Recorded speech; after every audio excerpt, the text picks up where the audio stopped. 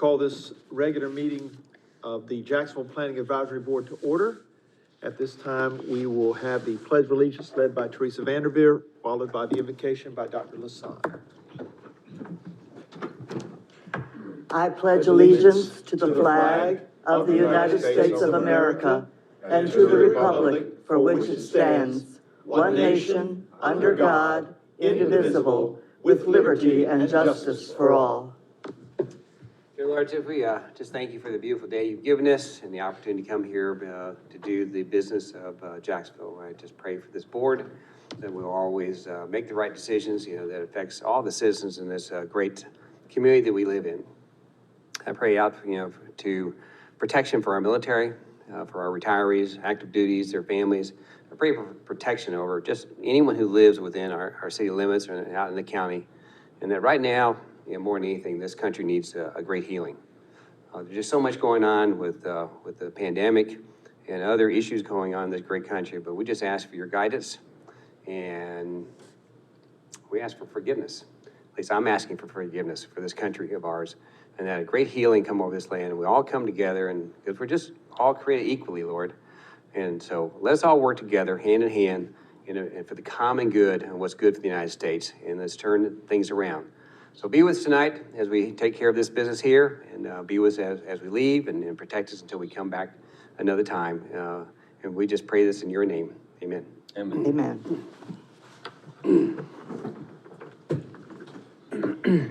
Okay, I'm sure that everyone can see the agenda. Any changes or corrections to the agenda as presented? If not, then a motion to approve the agenda is in order. Motion to approve the agenda? Motion by Ms. Vanderveer, second by Mr. Sandy. Any discussion? All those in favor of the motion, please signify by raising your right hand. All those opposed, like. Motion passes. Review of the minutes, May 11th. Take a look at those minutes. If anybody has any changes that we need to make? Make a motion, we approve the minutes as presented. Motion to approve the minutes by Dr. Lassonde, second by Mr. Forney. Any discussion? Hearing none. All those in favor of the motion, please signify by raising your right hand. All those opposed, like. Motion passes. City Council update. You're up. Mr. Chairman, we basically just approved some of the items that you all looked at last time. You remember the rezoning request for some residential properties on 17 North, just north of Piney Green Road where it hits 17. They wanted to go from quarter commercial back to a residential, and of course you approved it and we did too. And then the other thing was, the other item that we approved was the amenity pond fencing, the ornamental fencing that we allowed and as an option. So that's all we had, Mr. Chairman. Very, very quiet. Not a whole lot of business. Well, thank you very much. Okay, moving on to old business, there is none. So we're now up to new business, UDO text amendment. You're up, Ryan. Thank you, Chairman. Good evening. Similar to the council report, we've got two items tonight, fairly minor. We consider Unified Development Ordinance amendments. And we'll start with the first one, which is a kind of a follow-up. As you may recall, a few months ago, we made some adjustments to the pedestrian and the bicycle and pedestrian facility standards. And this is kind of a second part that we were working on back then as well. It's just kind of an interesting scenario in terms of making it fit the code. So basically the issue that we've had has been bonding for sidewalks for commercial subdivisions. And what we want to do is we want to create some new opportunities for, instead of bonding, we want to basically eliminate commercial bonding of sidewalks. And the reason for that is the sidewalks are going to be installed when the site gets developed, when the site plan comes in. So we're just going to kind of kick the can down the road a little bit further. The other thing is we are holding a couple of bonds for some old sites that they haven't installed the sidewalk yet. We want to create an option where they can make a payment into a payment plan over the course of a 5-year period. And then they will be done with they won't have to install, they'll just pay into the city sidewalk fund. Because currently we have a provision where in some cases you pay into the fund, other times you're required to install. So this would just basically try to clean up some of the books that we've been holding on to sidewalk money for some time. So basically, it's a UDO Unified Development Ordinance impact, and we evaluate these ordinance amendments, to see kind of what that's going to do. And we feel that this will be of benefit to everybody, staff, developers, the city as a whole. And we've drafted the amendment, and then obviously we're here before the planning board, and then we plan to bring the city council, as we are with the next one as well, next week to the city council's meeting. Council does not have a meeting scheduled for July. That's pretty typical every year. Usually it's because they just, work through the budget cycle for multiple sessions. Of course, this year's been a little bit different. The council's already adopted the budget. And so they don't have a regular meeting scheduled for July. So we're gonna go ahead and bring this forward to them next week. But basically, we are making code amendments. And then one thing that we haven't talked about a whole lot since we drafted the UDO is we have a UDO admin manual. And that's just basically a living, breathing document that staff uses that, well, if we want to have certain things on a site plan, we can list that. It doesn't have to be part of the code. We're going to add some information as it relates to this into that UDO admin manual as well. But as far as the code goes, as you'll see in the ordinance proposal, that we're going to add some language about phased developments.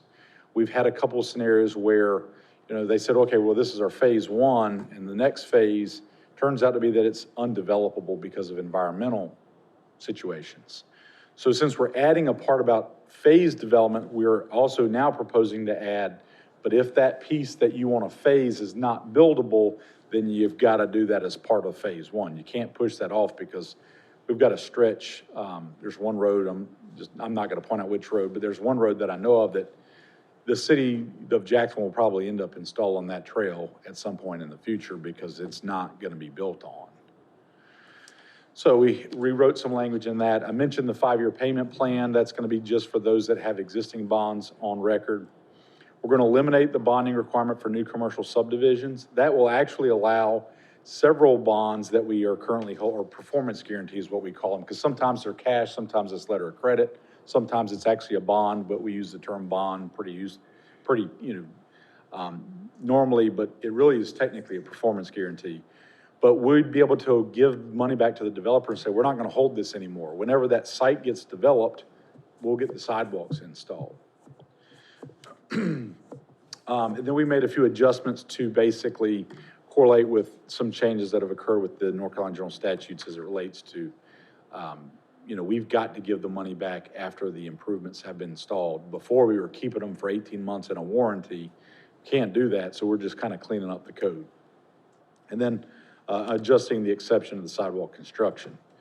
All of those things, are outlined in the Exhibit A or Attachment A, and I'll be happy to answer any questions that the board may have at this time as it relates to these two sections that we're talking about changing, which is 5.7 Community Form Standards, Part G, bicycle and pedestrian facilities, and also 514, which is performance guarantees.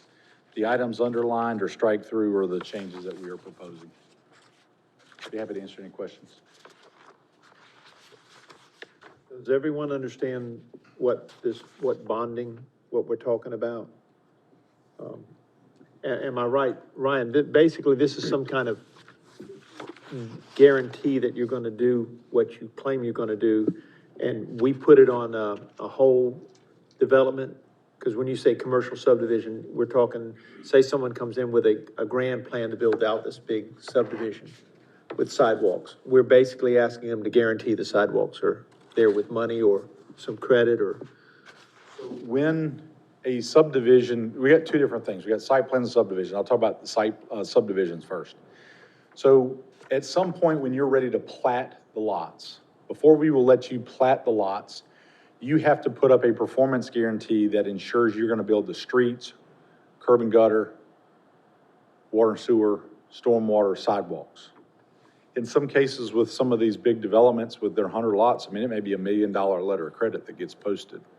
It also depends on whether you start to do construction, because you can do construction on the infrastructure before you final plat. So if you're going to go ahead and put all the infrastructure in and you'll final plat it later, well, then your bond or your performance guarantee will be lower. But in some cases, they're ready to get going and they go ahead and give us a performance guarantee for the full amount at the very beginning, so they can go ahead and plat the lot, so they're ready to build on the lots and sell them. So it's more than just sidewalks. What we're saying is for residential, they'll still have to provide that performance guarantee. For commercial, we're going to eliminate that requirement. And the reason for it is as those sites get developed, after they're sold and developed, we are going to get those with the certificate of occupancy. So we're just not going to we're not going to ask for the money for that performance guarantee for sidewalks only for commercial. We'll still get it for residential. So you have lots of tools at your disposal for commercial that you may not have for residential. Well, we do. It's just if the lot gets sold to a unbeknownst, basically a homeowner that doesn't realize that that's part of it, we want to make sure that we're holding that money so that it can be installed. Do we have many new developments going on now? It's actually a great question. We've actually, for the last, 5 years, the single family has been very slow, basically finishing out what few lots they had in Williamsburg primarily. There may have been a few in the ETJ areas that we relinquished to the county. I'm thinking of like Aragona Village. But here recently, we have had the Vineyards tract, which is right there at the intersection of Gum Branch and Western. We've had a plan submitted for an area off of Halltown Road. We've had another development at Ramsey, actually 2 on Ramsey. So they're still in the design phases, but yeah, we've seen more interest in single family. Am I missing any, Jeremy? And we have a potential another one coming in on Ramsey Road. Yeah, that was the 2 on Ramsey. We had Crescent Ridge and then the second one, and then you had the Vineyards, and then the one on Halls Run, or, Drummer Kellum as well. Drummer Kellum, that's what I meant, Halls Run, but I meant Drummer Kellum.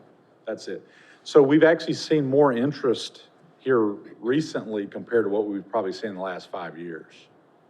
So we think that we're gonna see a slight uptick. Now, that being said, I don't know that we're gonna see the type of houses being built that we saw right after the Grow the Forest program when we had the largest home builders in the United States come in here. People like Savvy and Cabinets Cades, Cabinets Land, St. Lawrence Homes.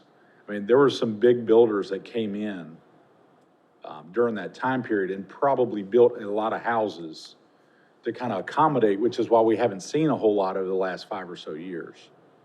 But we're getting ready to see some, we've already seen some submittals. So, but to date, nobody, I don't think there's any of them that the work started in the ground. The only one that would be that way would be the one on Drummer Kellum. I haven't been out there lately to see if they've started clearing that yet or not. So we just had our second phase submitted for the Vineyards tract, which is the one at Gum Branch and Western. So I think we're getting ready to see, I don't know if it'll be 20 or 30 houses a year, maybe. That's just my guess, but more normal build for what we saw before the Grow the Force.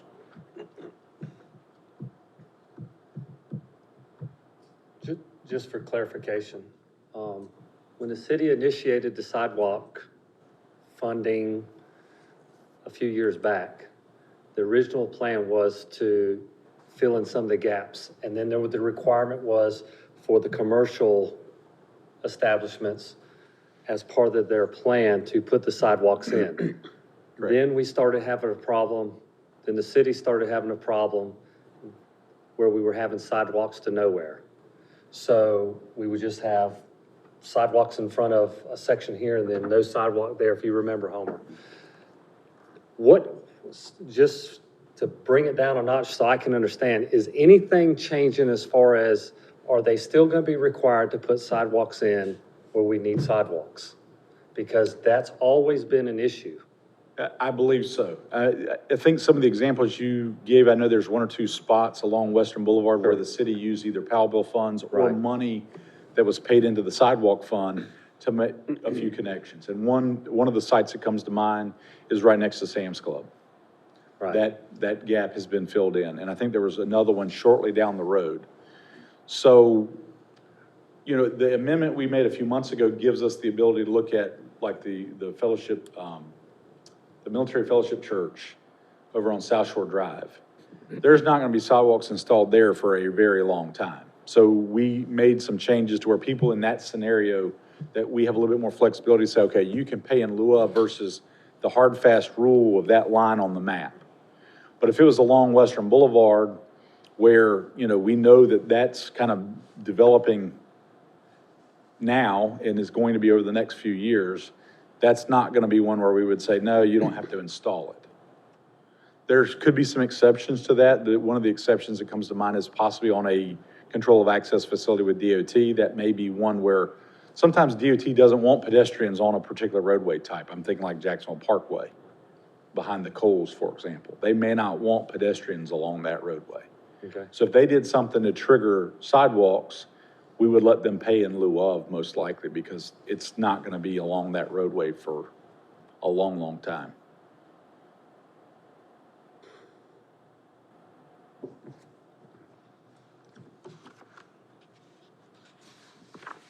Any discussion? Any others?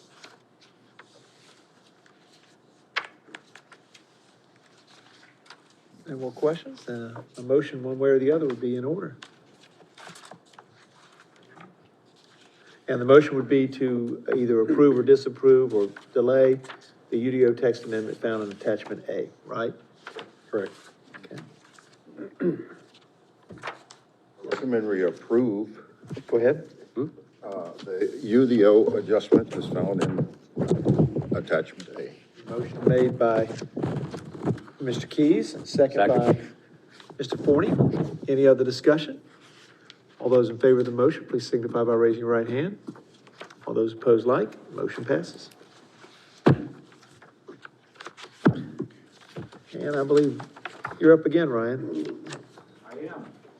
So, this is, another one that's kind of coming full circle. City staff over the last couple of years, we've seen situations where painted-on signs have been requested. And interestingly enough, back in about, I think it was, well, I'll get to it here in just a second. So basically, currently, we prohibit painted-on signs, painted directly to the building, with the exception of our downtown district. So that's been in place since 2011. And it's worked out okay. We do have some that are painted on. And if you remember back in 1998, the city amortized painted-on signs and gave people 5 years to get them off of the building. But recently, we've had more and more interest from owners to want to be able to paint signs directly onto wall surfaces. Concerns are aesthetics, maintenance, and basically whatever, if we were to allow this change, that is gonna be counted as part of your sign allotment. I can't stress that enough. If you've got 80 square feet and you wanna paint a sign, if this gets approved, that is part of your 80 square feet. Doesn't matter if it's a picture of a flower. If it meets the definition of signage, it's gonna be counted as part of your allotment. You don't get it above and beyond in addition to our standards. At least that's how we have this proposed, that's the intent. Should planning board or city council feel differently, then you all need to kind of make that known. But basically, you literally could take a sheet of plywood and you could paint a sign and then mount that to the wall and we would approve that. But you can't paint directly onto that surface. Not sure why. Other than maybe maintenance. And we're worried about what it's gonna look like. So, when we drafted this proposal, basically, we want to eliminate the prohibition. It'll count as part of the signage, I can't say that enough. But we basically created standards, and what we used is we used language that's currently in our mural program that's in the downtown district, which is different than the downtown painted-on signs. So basically, it's gonna have a periodic maintenance requirement. It's gonna have an annual inspection that's gotta be done so that we make sure that it stays fresh and not looking bad. And there's a provision about if 20% or more of the sign is flaking or has become not visible, that kind of thing, that basically they need to maintain it. We'll let them know they need it, the business owner, property owner needs to maintain it or just paint over it as a solid color and remove the sign that's painted on. So, it's pretty basic. I mean, if you look at the ordinance, it's pretty much just strike through of the prohibition, adding the verbiage in the maintenance portion. And, one thing that, since I kind of stressed it this evening, I don't know that I stressed it in the ordinance, so we might want to make an adjustment to, make sure that it's clear that, painted on signs, since we're just prohibiting them, that under part, and I hate to change this, I don't like having to give you this change right now, but under Part D, we might want to add some verbiage about, any painted on sign will count towards the allotment, as an underlined piece, just to make it very clear. And if you're okay with that, we'll draft something that basically under probably number 4, that says any painted on signs will count towards your wall signage allotment. So exactly. So if the board's interested in recommending approval, I would suggest that we add that language under D number 4, and I apologize for not having that done before, but that's something that, just kind of started thinking about after we printed the agenda packets, that, yeah, we might want to make that more clear. And I knew that with the PowerPoint and the agenda item, we say that, but sometimes it's better to have it actually in the code. Brian, what's our track record on, you said this was similar to something we did in downtown area with painted on signs. What's the track record of violations, and how's it worked in the downtown area? And there's one that I know of, and I mean, it's clean and it's maintained. So it's not been a problem. I mean, I haven't heard the board raise any concerns about any painted on signs. I know that I always don't like using business examples, but before the code that we have now is written, people installed a painted on sign without a permit, didn't realize it. They actually had to modify the artwork so that it did not contain any verbiage to kind of meet the requirements of signage then. Of course, after that was done, we made changes to make sure that it was clear about works of art and artwork versus a sign. But, that business still has them. I haven't seen any issue, but I also know that that particular business is in the process of looking for a new location. I don't know whether they're going to be interested in the artwork as part of their sign package in the future. That's not why we're drafting this code, but it's certainly one that would benefit from this change. Have you had requests from businesses to do this type of painting? Yes. In fact, in a lot of cases, it's they do it first, and then they're cited for a violation because they didn't realize that they couldn't do that. Uh-huh. So this would allow that to be able to be done, provided they have the allocation and provided that they maintain it. I think sometimes we look at ordinances, and if you can paint on a board and then attach the board to the wall, why can't you eliminate the middle person, which is the board?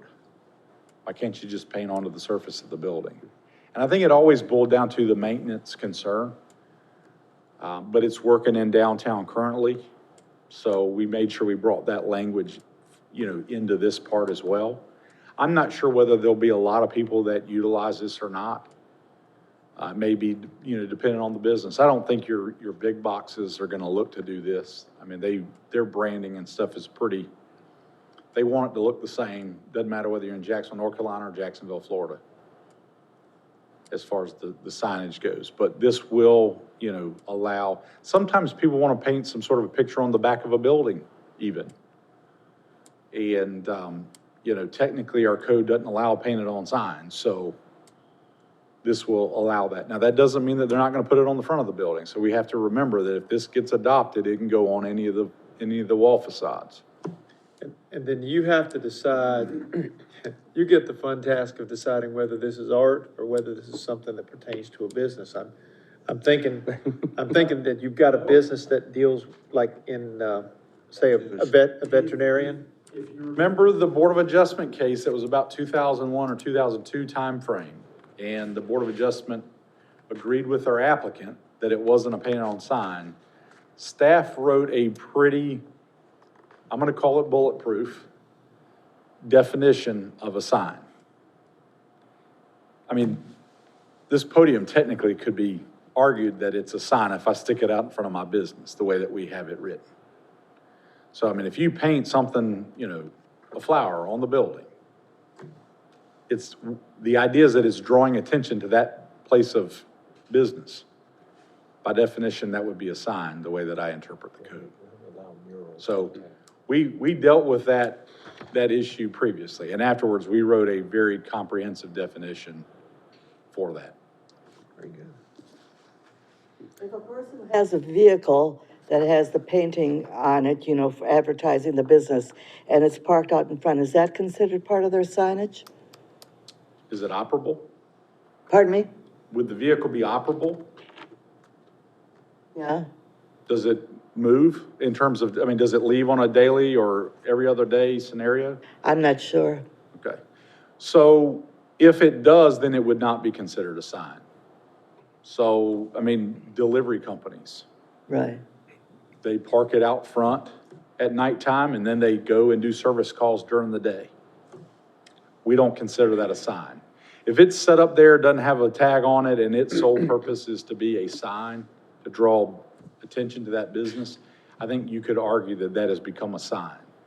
So no tags, if it didn't have an engine in it, that it didn't run, then, then you could argue that that's being used for the purpose of a sign, or it's a junk vehicle possibly per the code, the city code. So, yeah, if it's, you know, intended for, I mean, with these vinyl wraps that you can wrap, I mean, a lot of the realtors now have their vehicles are wrapped, and they park them at their place of business. So when you're driving down, you could look over and say, well, that's a nice Suburban or a nice Tahoe or whatever, and, oh, it's, you know, whatever real estate company. That's not a sign by our definition, because that's not the sole purpose of that vehicle.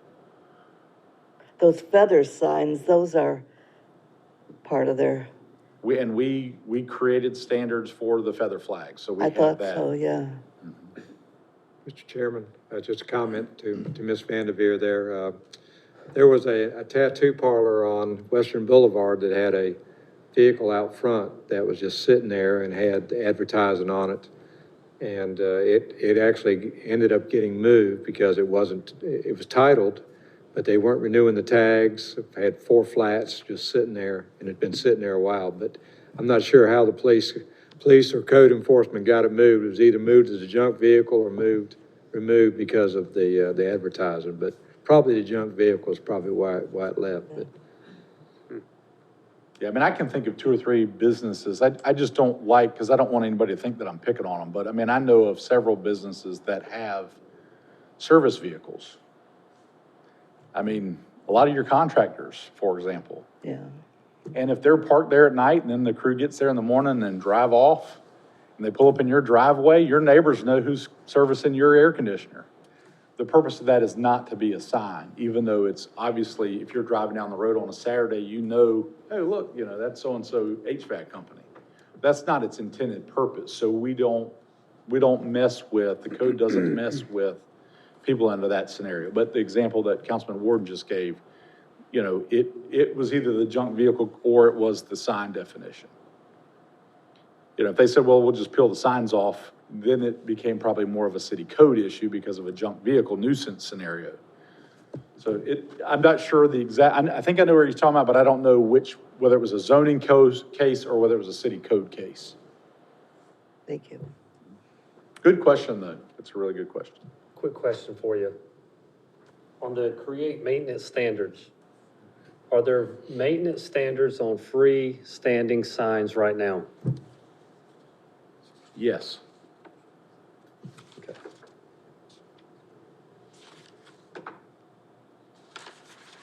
And they're similar to, am I right? They're similar to, there's a percentage about if the sign gets damaged to a certain percentage, you have to replace the sign? Actually, if you look on page 34, Okay. it's, the biggest thing is that if you look at number one, it's got to be kept in a state of good repair. And there's also where if the message portion has been removed, that you have 30 days, I believe it is, to take it down, or to fill it with a neutral. So what a lot of businesses do, they'll flip the sign inside out. So if you got a rectangular area and it's got your business name on it, you got a business, that would be flipped to the inside, because it's very easy to do. Now, you might get a sign contractor to do it, but, I mean, just basically you flip it inside because, you know, the business is no longer in order. So if you drive around town and there's just a shell, you just see the frame, we would send a notice of violation that they need to bring it down or to go ahead and fill it with a neutral sign face.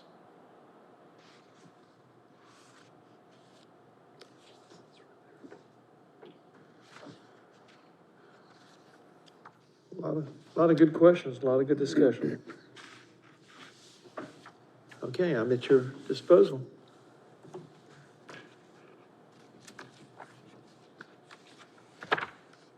I would ask that you make a motion to approve that you also mentioned that, planning board may clarify that the sign would still count toward their allotment with language to follow, correct, Ryan? Yeah, and I would suggest that we do that as D4 on page 29, and that we add verbiage about, any painted on sign.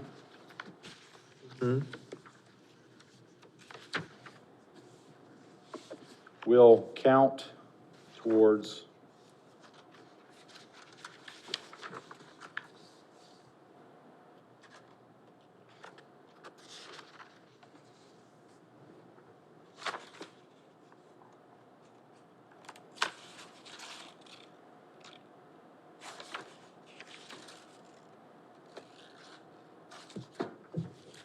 Want to word that? Any painted on sign will count towards the surface area. Yeah, correct? will count towards the wall sign surface area, which is part of that Okay. same section D. So it reads, any painted on sign will count towards the wall sign surface area.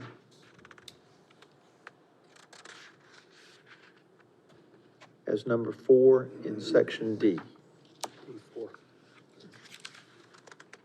Correct. And now, if you make your motion, you can say as amended.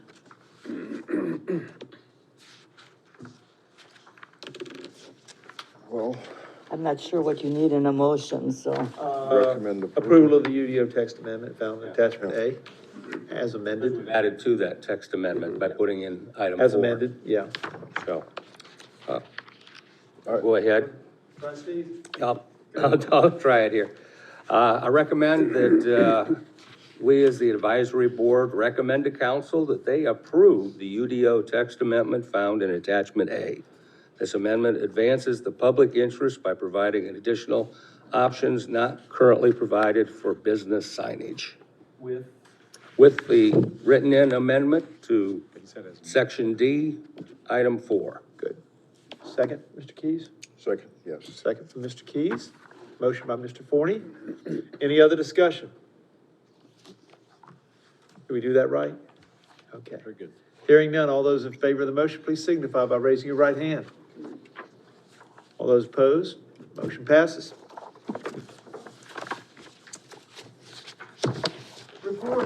Reports. Thank you all for being here. Thank you for the service to the citizens. That's all that I have tonight. Okay. Anything else? A motion to adjourn would be in order. Oh, I'm sorry. And we do anticipate a meeting in July, just so you know. Okay, good. Robert Sandy moves to adjourn the meeting. Second? Second? Second by Ms. Vanderveer. All those in favor, please signify by raising your right hand. Yeah. Motion adjourned.